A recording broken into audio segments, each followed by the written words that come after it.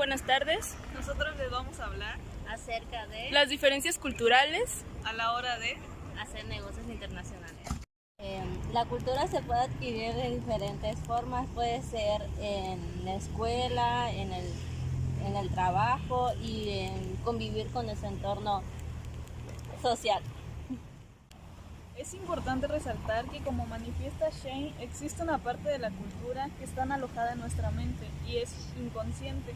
Solamente nos damos cuenta de ellas cuando estamos con otras personas. Y estas creencias profundas se presentan principalmente durante la niñez, y eso es lo que va a determinar qué cosa es buena o qué cosa es mala para una persona, o qué cosa es aceptable y qué cosa no. Y estas cosas van a perdurar hasta la vida adulta de la gente, y es lo que determina cuáles son sus valores. La globalización ha obligado a que la economía mundial sea más integradora, pero la realidad es que la cultura siempre va a existir, por lo que juega una parte muy importante dentro de las organizaciones extranjeras. La globalización económica han afectado a las empresas y también a los trabajadores que laboran en ella. Por eso es importante revisar e identificar lo importante que tiene la cultura en estas.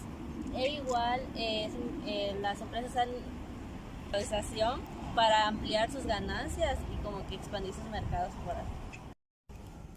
A pesar de todo lo que se dice en la prensa, las diferencias culturales sí importan y sí influyen a la hora de hacer negocios en las diferentes culturas, especialmente en las actitudes y en los valores. Como pez en el agua es una analogía entre la cultura y las personas. Este es un ejemplo muy ilustrativo, ya que un pez no se da cuenta de que está en el agua hasta que lo sacan de su hábitat. Lo mismo pasa con los seres humanos. No nos damos cuenta de nuestra cultura hasta que conocemos otra, y es ahí cuando comparamos nuestra cultura. Les voy a dar un ejemplo de la vida real. Esta es la experiencia de Oswaldo Morales. Él es un profesor del área de administración de una universidad en Perú. Él fue a estudiar a Japón, le presentaron a una compañera japonesa. ¿Qué fue lo que hizo él? Quiso saludarla muy amablemente, pero como nos saludamos aquí en Latinoamérica, de beso. Él le dio un beso en la mejilla y ella inmediatamente se sintió muy incómoda. Y de ahí él jamás volvió a ver a esa chica japonesa. ¿Qué fue lo que pasó ahí? Pues que Oswaldo simplemente no sabía cómo era la cultura japonesa y la saludó de mala manera, y puede que incluso ya se considerara una ofensa o que la avergonzó, la incomodó, porque en Japón se saludan de esta manera, y este es un ejemplo. Esto mismo ocurre con los negocios que realizamos con personas de diferentes culturas o países. Olvidamos la importancia que tiene esto, que determina la negociación. Por ejemplo, en la forma que vestimos, en el lenguaje que utilizamos o en los regalos que vayamos a dar. Es muy importante porque determinan ya la negociación. ¿Qué son los negocios internacionales? Los negocios internacionales son todas las transacciones comerciales que pueden ser entre dos o más personas, regiones, países o culturas. ¿Qué es la cultura? Según Margaret Mead, la cultura es un conjunto de formas de comportamiento adquiridas. Ya conociendo estos dos conceptos, podemos decir que la cultura tiene una profunda influencia en la manera en la que las personas piensan, se comunican y se comportan. Por lo tanto, también afecta a la manera en la que negocian. ¿Por qué es importante la cultura para los negocios internacionales? Para responder esta pregunta quiero utilizar un ejemplo muy ilustrativo que mencionan Stier, Sánchez, Rum y Nardon. Ellos utilizan un saltamontes y mencionan que los saltamontes son considerados una peste en Norteamérica, mascotas en China y un delicioso bocadillo en Tailandia. Terminando con una reflexión muy importante, si un simple saltamontes puede generar tantos diferentes puntos de vista, imagínense qué puede hacer con las personas. Estos autores tienen mucha razón al sugerir que la cultura es tan poderosa que influye en cómo las personas visualizan, perciben y actúan en el mundo, y por lo tanto en cómo hacen negocios. Muchos países latinoamericanos están negociando tratados de libre comercio con países como Japón, que es una potencia mundial. Debemos de saber algunas cosas sobre los japoneses, por ejemplo, que para hacer una negociación tiene que haber como una relación entre ambas partes, lo que indica la posibilidad de una relación a largo plazo. Los acontecimientos y las competencias globales que suceden día con día afectan tanto a pequeñas como a grandes empresas. ya que la mayoría compra y vende su producción en el extranjero. Aunado a esto, las empresas también compiten con productos y servicios que provienen del extranjero, por lo que es importante que las empresas y sus empleados tengan una estrategia con perspectiva internacional, que les permita hacer frente a cada uno de los retos que se presentan al participar en la globalización económica.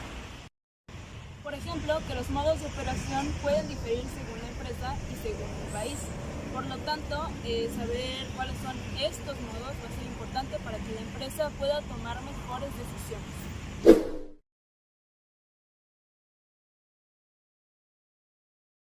Les vamos a hablar sobre 3 factores de negociación y su relación con las diferentes culturas. Ahora sigue el tema de ganar, perder y de ganar, ganar. En el de ganar, perder es una situación de confrontación constante, en donde pues se mantiene como que un ambiente competitivo. En cambio, el de ganar, ganar es un acuerdo entre las partes donde las dos partes pues salgan beneficiadas. El estilo personal, formal e informal se refiere a la forma en que los negociadores se relacionan con su contraparte. En este tipo de estilo se tienen en cuenta las actitudes que se tienen, la forma de hablar y de vestir, así como también la manera en la que se aproximan con su interlocutor. Un ejemplo de esto son los alemanes. Ellos son mucho más formales a la hora de hacer negocios que los norteamericanos. Recordemos que en Alemania el trato es mucho más formal. Se utiliza por los títulos o por los apellidos. Un ejemplo de esto, cuando se conoce el título de una persona, se utiliza la palabra Mr. o Miss. En tercer lugar, tenemos la comunicación directa o indirecta, que va a variar según la cultura. En algunos casos se da más énfasis a las palabras, son más directas. Un verdadero empresario debe ser capaz de adaptarse a diversos ambientes, porque no es lo mismo operar negocios en México que dirigir empresas en Estados Unidos. Hay países que son más amigables con los emprendedores y otros que no. México no es tan amigable con ellos, pero no es tan malo como Argentina o Venezuela. En Estados Unidos es un país que supuestamente impulsa a los empresarios, pero en este país encontraremos regulaciones absurdas, una más que la otra, que nos llevan a gastar recursos totalmente innecesarios en abogados y famosos encargados del compliance. Y esto es algo que se vive día con día y que cada vez estos obstáculos aumentan, por lo que cada empresario debe poder adaptarse a diferentes ambientes. Para concretar los negocios exitosos, ambientes amigables y como una buena relación, es importante que conozcamos la variedad que tenemos en los valores, tanto como a las personas, tanto valores como empresas y las leyes de ella, y así poder tener como mejor relación para los acuerdos o los negocios que vayamos a tener.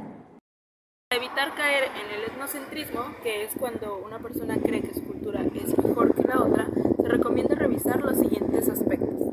Sí, como menciona mi compañera, es importante conocer los códigos culturales, ya que estos varían dependiendo del país. Algunos ejemplos de estos códigos culturales son el lenguaje, los valores, la higiene o la alimentación que tienen en este país. Y una vez que una empresa identifica las diferencias culturales más importantes del país en donde se propone iniciar una actividad comercial, se deben tomar en cuenta las siguientes variables. Como primer punto, tenemos que tener en cuenta el grado en que la cultura está dispuesta a aceptar cualquier cosa extranjera, así como también deberíamos tener en cuenta si las diferencias culturales principales son grandes o pequeñas.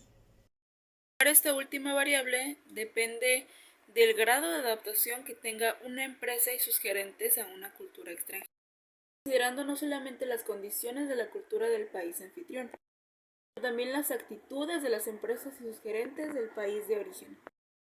Cuando se trabaja con personal de diferentes culturas, es necesario identificar las desventajas que se tienen con esta situación. Brev, Befar y Kern identifican las siguientes desventajas recurrentes en diversas organizaciones. La primera desventaja que se identifica es la comunicación directa versus la comunicación indirecta, así como también problemas con acentos y la fluidez, ya que en todos los países tenemos diferente forma de hablar y diferente forma en nuestro acento. así como también diferentes actitudes hacia la jerarquía y la autoridad, y de igual manera conflicto con las normas para la toma de decisiones. Para ello, proponen que se desarrollen dentro de la organización las siguientes estrategias. 1. Adaptación. Reconocer abiertamente las diferencias culturales y aceptarlas. 2. Intervención estructural. Cambiar la forma en la que trabajan los equipos. 3. Intervención administrativa. La fijación de normas iniciales o traer a un gerente de nivel superior. Y por último, salida. La eliminación de un miembro del equipo cuando otras opciones han fallado. La relevancia de la cultura en las negociaciones internacionales trasciende de manera visual, que puede ser la comida, la ropa, en la forma en la que saludamos. Esto conlleva a diferentes maneras de pensar. Así como mencioné hace un momento con el ejemplo del saltamontes, que para algunas personas era una comida, en otro lugar la consideraban una peste y alguien más consideraba que era una mascota, lo mismo pasa con los temas que se abordan en una negociación internacional, ya que tal cual puede ser nombrado de la misma forma, pero interpretado de una manera totalmente distinta dependiendo de la cultura. El grado de adaptación de las empresas multinacionales y sus empleados en una economía extranjera no depende solamente de factores legales y económicos, va a depender también de las actitudes que tengan estas empresas y sus empleados para adaptarse a la cultura local. Las diferencias culturales pueden considerarse el elemento complejo al momento, o el desarrollo de los negocios internacionales, ya que impactan desde el momento de la negociación hasta la administración de la empresa. La comunicación que debe desarrollarse dentro de cualquier organización cuya economía sea cerrada, proteccionista o de apertura debe poder permitir realizar una empatía con el origen de la cultura de la organización o viceversa, donde se identifiquen la costumbre, los valores, las actitudes que las personas tienen, ya que la mayoría de los conflictos que se dan dentro de una organización multicultural no es tanto por las actitudes, sino más bien por el entendimiento que no tenemos del por qué actúan de esa manera. Así que es importante mencionar que los mexicanos debemos estar preparados en el manejo de los aspectos culturales para tener éxito en las negociaciones internacionales. Las culturas debemos comprenderlas, buscar cambiarlas y controlarlas, porque mientras no desarrollemos una empatía cultural, no vamos a poder entender su actuar y su pensar. Y eso complicaría la operatividad de una organización o la idea de un nuevo negocio en otro país.